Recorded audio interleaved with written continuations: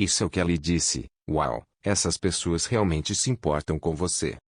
Vamos considerar essa pergunta. Se alguém diz uau, essas pessoas podem adorar, o que vem à sua mente?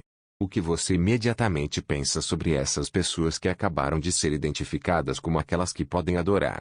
Muito provavelmente, a imagem que imediatamente vem à mente é uma imagem de pessoas adorando em um concerto ou serviço de adoração da Hillsong, Bethel ou Elevation Church, ou um evento similar, onde a música é empolgante e as pessoas estão experimentando emoções extremas, talvez até pulando para cima e para baixo.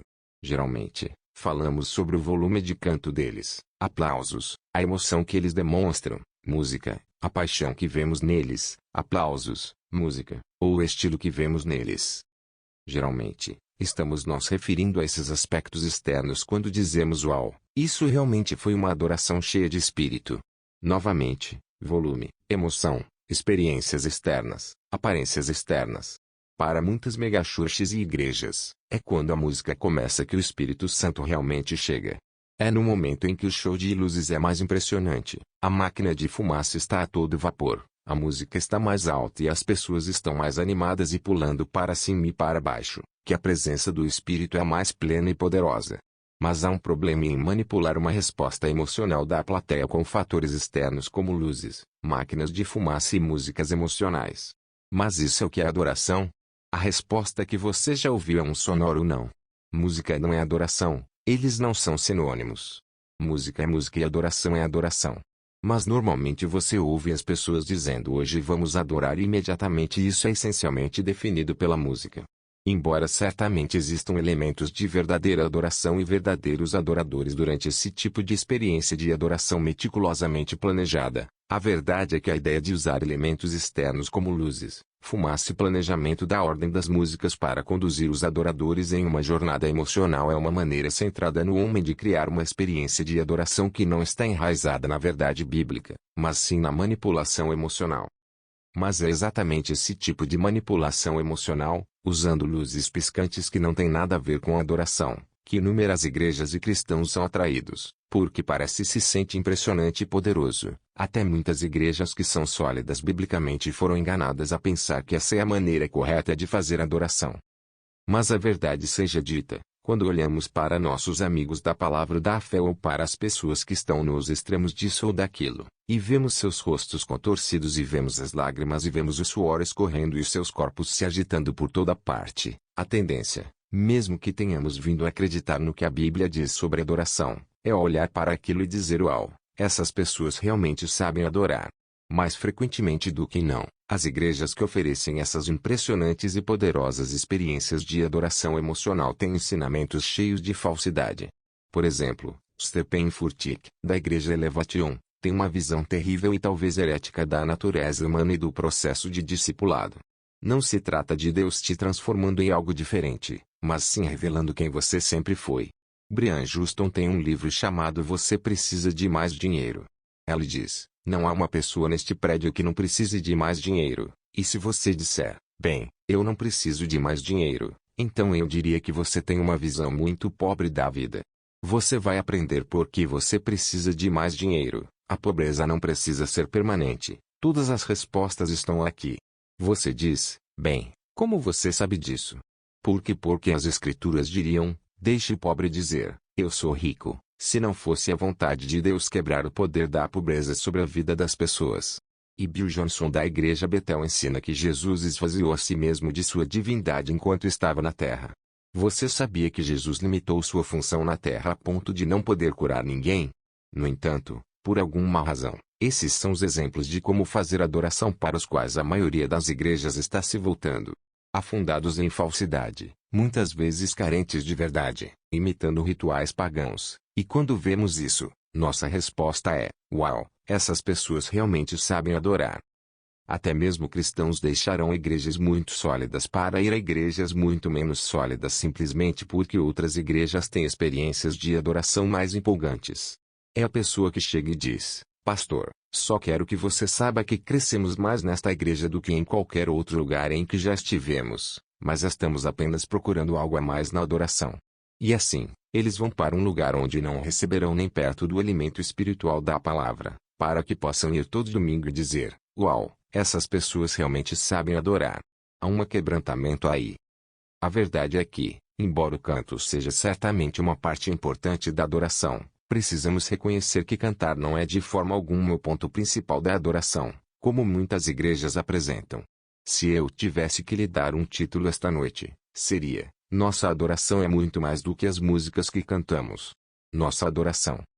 Nossa adoração é muito mais do que as músicas que cantamos. Aleluia, louvado seja o Senhor. Nossa adoração é muito mais do que as músicas que cantamos. Isso é claro a partir deste texto. Muitas vezes, o culto de adoração se parece mais com uma apresentação do que com uma adoração real.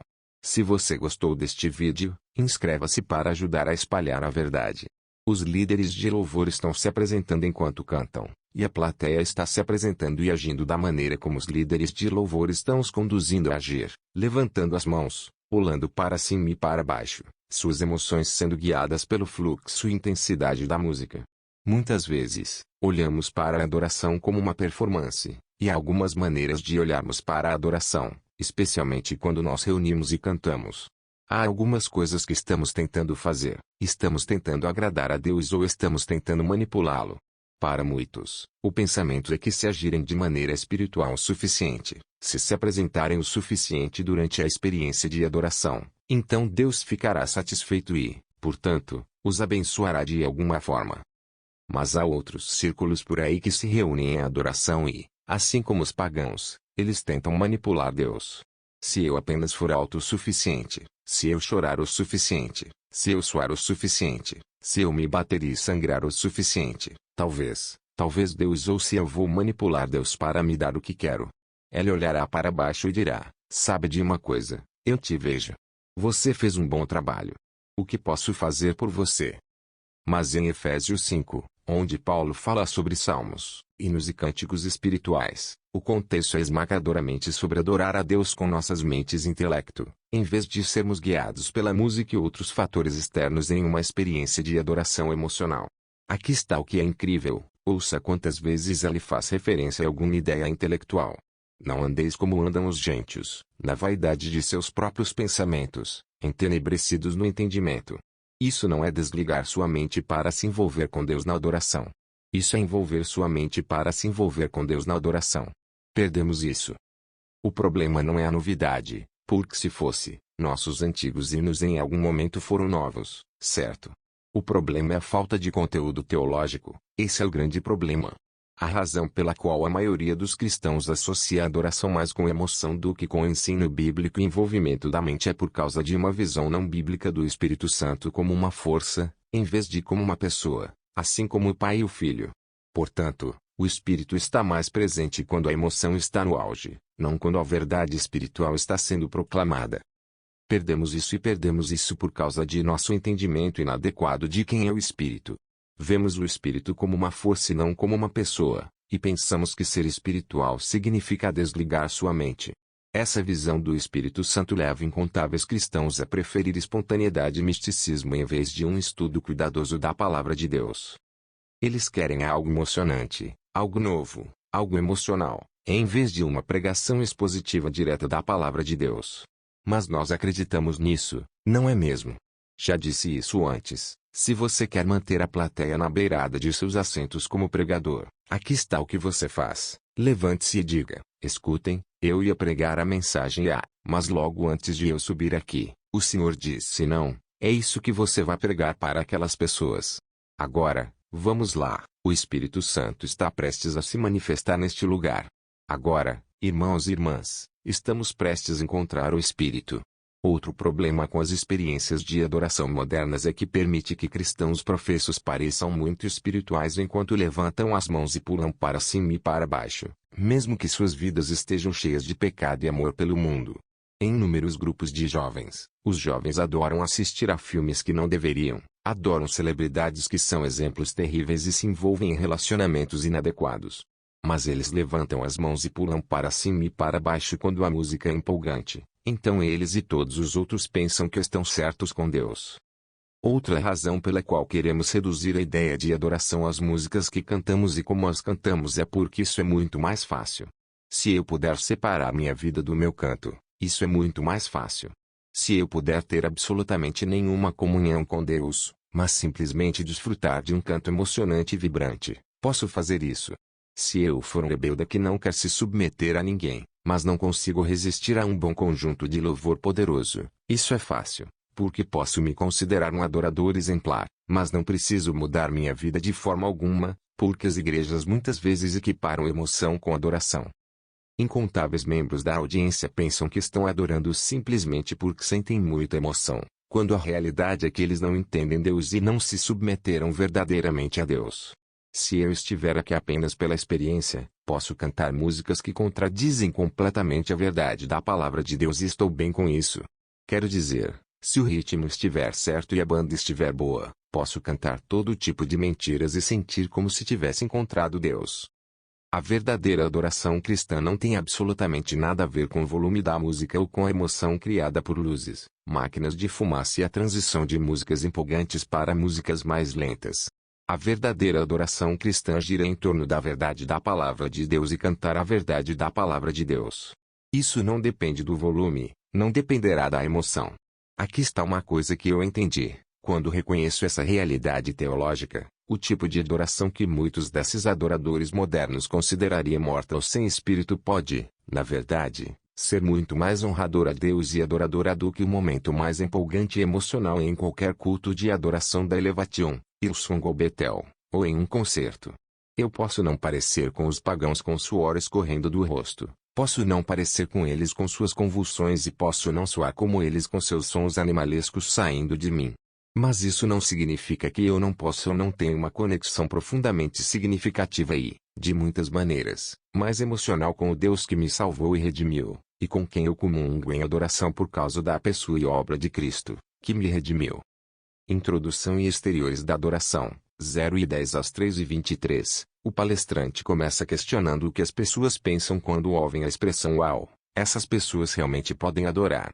Ele sugere que essa ideia frequentemente evoca imagens de grandes concertos ou serviços de adoração em igrejas conhecidas, onde a música é emocionante e as pessoas expressam paixão, emoção e entusiasmo.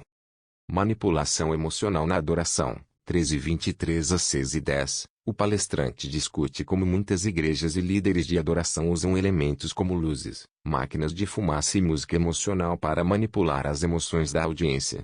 Ela critica a ideia de que isso seja verdadeira adoração, pois acredita que se baseia em manipulação e não em princípios bíblicos sólidos.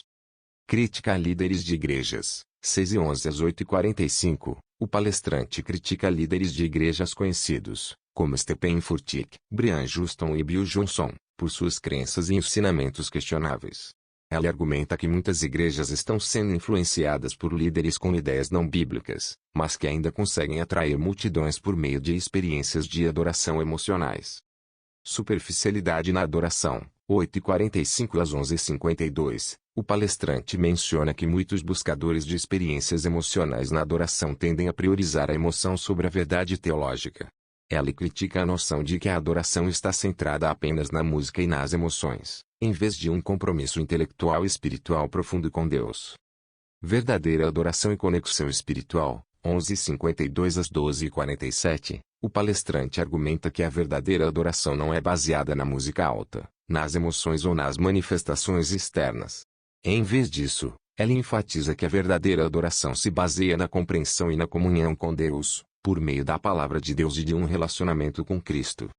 Conclusão e encerramento, 12:47 às 13:11. O palestrante conclui reforçando a importância de uma adoração fundamentada na verdade e no entendimento espiritual, em vez de buscar apenas emoções superficiais.